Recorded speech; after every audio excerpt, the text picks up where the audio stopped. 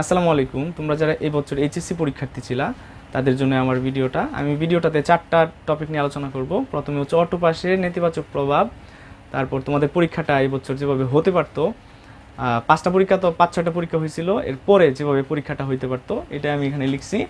তারপরে পরীক্ষা বাতিল সাপেক্ষে রেজাল্ট দেওয়া, যেভাবে রেজাল্ট দেওয়া উচিত আর কি, ঠিক আছে। তারপরে হচ্ছে এইচএসসি এক্সাম মানে তোমাদের রেজাল্টটা যেভাবে দিতে পারে, এই 4টা টপিক নিয়ে আলোচনা করব। তো প্রথমে বলবো তোমরা একটু ঠান্ডা মাথায় চিন্তা করো, তোমরা যারা ওই দিন আন্দোলন করছো বা পরীক্ষা বাতিলের বিষয়ে, এটা কতটুকু যৌক্তিক হয়েছে, এটা কতটুকু সঠিক হয়েছে, তোমরা পরবর্তীতে ক্ষতিগ্রস্ত হইবা কিনা, এই বিষয়গুলো তোমরা একটু চিন্তা করো। যদি অলরেডি সিদ্ধান্ত হয়ে গেছে যে এটা বাতিল, তবুও এখন কিন্তু মানে ব্যাপকভাবে এটা সমালোচনা হচ্ছে বাংলাদেশে। যারা শিক্ষা বিশেষজ্ঞ বা শিক্ষাবিদ, সচেতন মহল আছে, সবাই কিন্তু এখন এই বিষয়টা নিয়ে উদ্বিগ্ন, বেশ সমালোচনা করছে, তীব্র সমালোচনা করছে। তো এটা কিন্তু তোমাদের ভাবা উচিত ছিল। সারা বাংলাদেশের স্টুডেন্টরা কিন্তু ওই দিন আন্দোলন করতে যায় নাই, কিছু সংখ্যক স্টুডেন্টরা কিন্তু ওখানে আন্দোলন করতে গেছিল। তো যাই হোক, প্রথমে এখানে আমি লিখে রাখছি যে অটো পাসের নেতিবাচক দিকে প্রথমে বলতে চাই যে তোমরা যে অটো পাস করে যদি তোমরা যাও, তাহলে কিন্তু তোমাদের ছোটরা তোমাদেরকে বলবে যে অটো পাস করে আসছে। এটা কিন্তু তোমাদের মাথায় রাখা উচিত যে অটো পাস করে তারপরে আসছে, ঠিক আছে। এটা কিন্তু জানে, আর এটার জন্য অনেক ইনসাল্টিং হইতে হয়। আচ্ছা, আমি প্রথমে একটু এখানে সাবজেক্ট ম্যাপিংয়ের দরুন সঠিক মূল্যায়ন হতে বঞ্চিত হওয়া, এটা কিন্তু তোমরা হইতে পারো।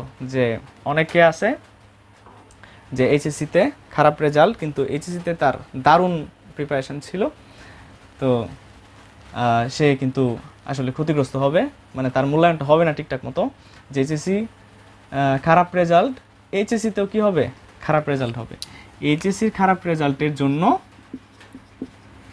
এসএসসির খারাপ রেজাল্টের জন্য এইচএসসিতেও খারাপ রেজাল্ট হবে, ঠিক আছে।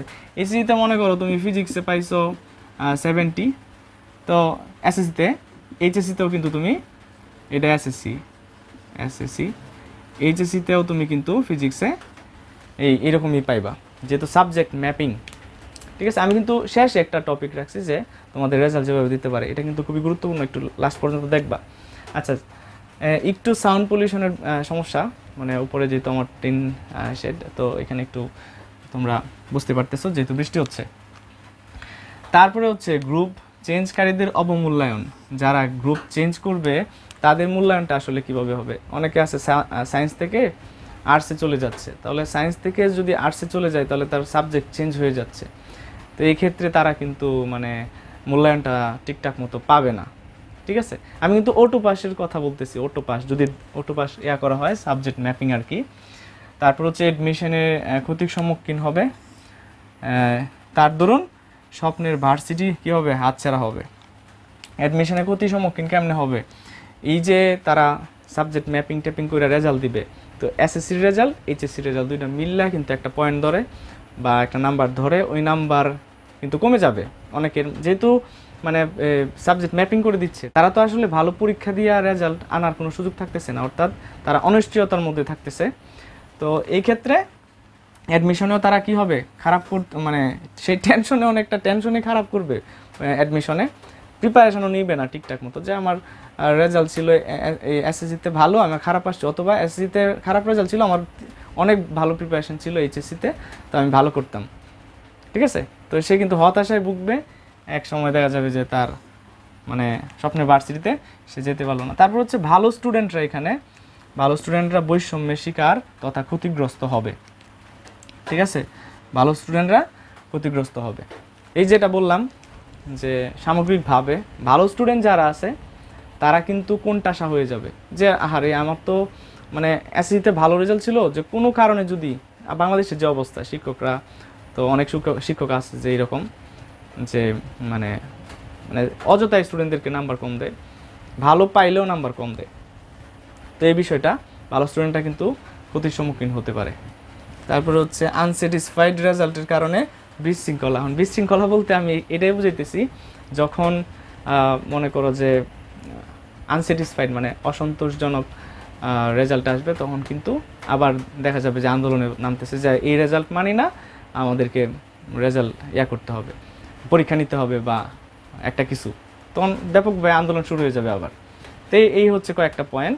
তো মেইনলি হচ্ছে যে সাবজেক্ট ম্যাপিংয়ের কারণে সঠিক মূল্যায়নটা হতে সবাই বঞ্চিত হতে পারে। ঠিক আছে, তো এটা শেষ মোটামুটি, মানে আমার মাথায় যতটুকু ধরতেছে আমি অতটুকু বলতেছি। তোমরা কিন্তু একটু করবা, বিষয়গুলো একটু ভালো করে বুঝবা। তারপর হচ্ছে যেভাবে পরীক্ষা হতে পারতো, এখন কিভাবে পরীক্ষাটা হইতে পারতো, যেহেতু বৈষম্য বিরোধী ছাত্র আন্দোলন হয়েছে, এই আন্দোলনে অনেকে নিহত হয়েছে, অনেকে আহত হয়েছে, অনেকে আহত বলতে ব্যাপকভাবে আহত হয়েছে, হাত কাটা গেছে, পা কাটা গেছে, চোখ হারাইছে, ঠিক আছে, মাথায় জখম হয়েছে ইত্যাদি নানানভাবে তারা ক্ষতিগ্রস্ত হয়েছে শিক্ষার্থী যারা আছে। এখন ওই আন্দোলনে কিন্তু সব যে শিক্ষার্থী ছিল, মানে পরীক্ষার্থী ছিল এইচএসসি তাও তো না, মানে সব মানুষ ছিল এখানে, এসএসসি বিশেষ করে এখানে অনার্সের, তারপরে এসএসসি, এইচএসসি, তারপর ছোট ক্লাসের অনেক পোলাপান ছিল। ছোট ক্লাসের সাউন্ড পলিউশনের জন্য একটু সরি, যেটা বলতেছিলাম যে ছোট ক্লাসের অনেক স্টুডেন্ট ছিল, সব যে এইচএসসি ছিল তাও না, ভার্সিটির অনেক স্টুডেন্ট ছিল। তো এখানে ক্ষতিগ্রস্ত হয়েছে যারা, তাদের একটা মানে তালিকা তৈরি করা যেতে পারে, তালিকা তৈরি করে, তালিকা প্রস্তুত করে ভিন্ন উপায়ে তাদেরকে মূল্যায়ন করা যেতে পারে। কারণ ভিন্ন উপায়টা কেমন, তাদেরকে মানে বিভিন্নভাবে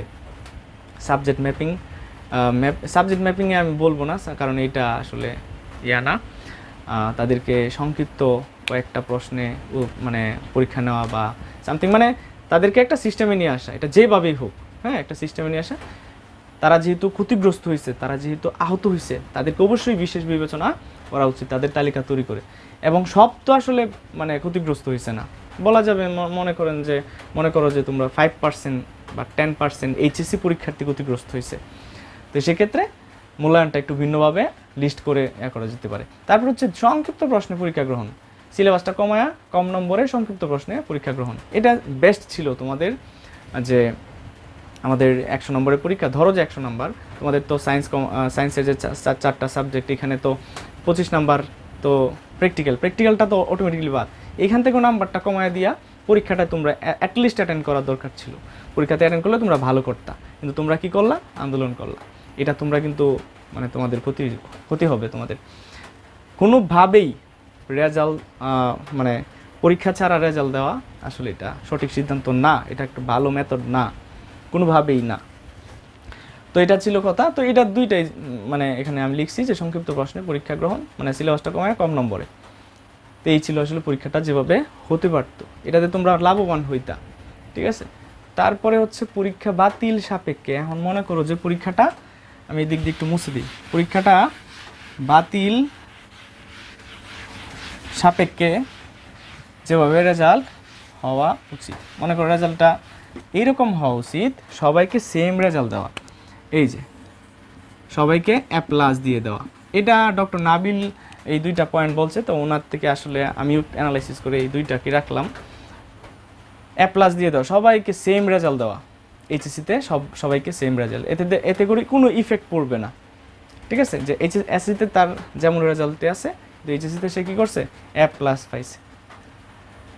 ঠিক আছে, তো এটা ভালো। অথবা আরেকটা আছে যে এসএসসি, এটাকে অথবা দেওয়া যেতে পারে, 2 নাম্বার না দিয়ে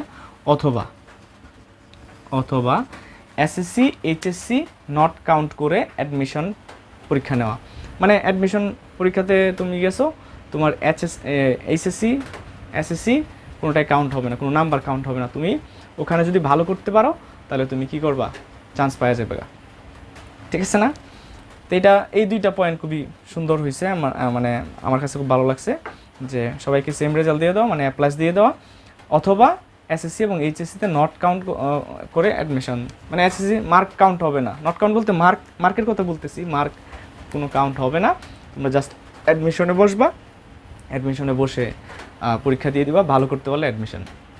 ঠিক আছে, তো এই দুইটা পয়েন্টের এর বাইরে আর লাগে না। ঠিক আছে, তো যদি এইটা হয় এসএসসি এইচএসসি নট কাউন্ট, মানে মার্ক নট কাউন্ট, তাহলে তোমাদের সাবজেক্ট ম্যাপিং ট্যাপিং যাই হোক সমস্যা নাই। ঠিক আছে, তো পরীক্ষা বাতিল হইলে এইভাবে, মানে বাতিল যেহেতু হয়ে গেছে, এইভাবে রেজাল্ট দেওয়া উচিত, এইভাবে, এটা বেস্ট। এটার উপরে আর কোনো, এটাতে কেউ বৈষম্যের শিকার হবে না। ঠিক আছে, এটাতে কেউ বৈষম্যের শিকার হবে না। এখন আমার লাস্ট যে কথা সেটা হচ্ছে এইচএসসি 2024-এর মানে রেজাল্টটা কিভাবে আসলে তারা করতে পারে। তো এটা একটু দেখো, এটা একটু গুরুত্বপূর্ণ। তো আমি প্রথমে বলতেছিলাম যে সাবজেক্ট ম্যাপিং, ঠিক আছে, যেহেতু পরীক্ষা বাতিল অলরেডি ঘোষণা করছে, কিন্তু এটা আসলে আমিও চাই না বা কেউই আসলে বাতিলের পক্ষে না। তোমরা যারা কম সংখ্যক ছিল তারাই আসলে এটা তোমরা মানে আন্দোলন করছো, সচিবালয়ে ঘেরাও করছো, করে এটা বাধ্য করছো। যাই হোক, তো সাবজেক্ট ম্যাপিং করা হবে। সাবজেক্ট ম্যাপিং মানে তুমি এসএসসিতে ধরো যে তুমি গণিতে কি পাইছো, এ প্লাস পাইছো, এখানেও এ প্লাস পাইবা। বাংলাতে তুমি এ পাইছো, এখানেও এ পাইবা। এটা হচ্ছে তোমার সাবজেক্ট ম্যাপিং। তারপরে হইলো যে আরেকটা বিষয় হচ্ছে সাবজেক্ট ম্যাপিংয়ের পর হলো যাদের গ্রুপ চেঞ্জ হবে, যদি গ্রুপ চেঞ্জ হয়, হ্যাঁ গ্রুপ চেঞ্জ হয়, তাহলে তারা কি করবে, টেস্টের রেজাল্ট ফলো করবে। টেস্টের রেজাল্ট ফলো করবে, ঠিক আছে। মানে তুমি টেস্টে যেমন করছিলা ওইটা দেখবে, তারা যে কোনোভাবে তারা কালেক্ট করবে, টেস্টের রেজাল্ট কালেক্ট করে তারপর তোমাকে ইয়া করবে। এটাও মানে সাবজেক্ট ম্যাপিংয়ে বলা যায় যে ওখানে রেজাল্ট, টেস্টের রেজাল্ট যেমন করছিলা ওইটার উপর ভিত্তি করে দিয়ে দিবে। তো এটা কিন্তু আসলে ভালো দিক না, আমি আবার বলতেছি ভালো দিক না। আর ভালো হবে যদি সবাইকে এটা দিয়ে দেয়।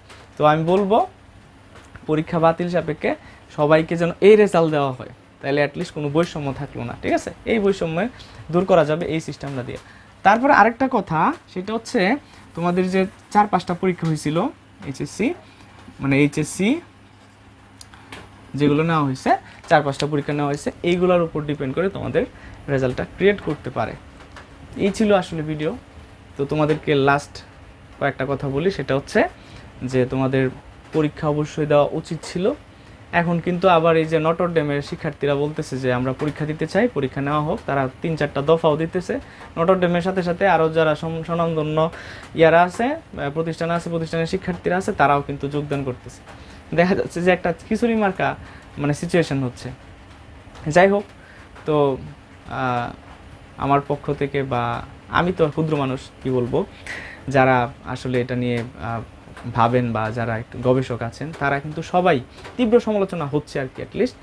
তো যদি পরীক্ষা বাতিলের সিদ্ধান্ত আবার চেঞ্জ হয়ও, তো তোমাদের কাছে রিকোয়েস্ট থাকবে এটা সাদরে মেনে নেওয়ার জন্য। তোমরা এটা ডিমান্ড করতে পারো যে আমাদের মানে ইয়া কমায় দেওয়া হোক, মার্ক কমায় দেওয়া হোক, পরীক্ষাটা ছোট করে মানে শর্ট কোয়েশ্চেনের উপর নেওয়া হোক, এটা ভালো হবে। তো এই ছিল মোটামুটি আলোচনা। ভিডিওটা ভালো লাগলে শেয়ার করতে পারো। হ্যাঁ, ধন্যবাদ সবাইকে।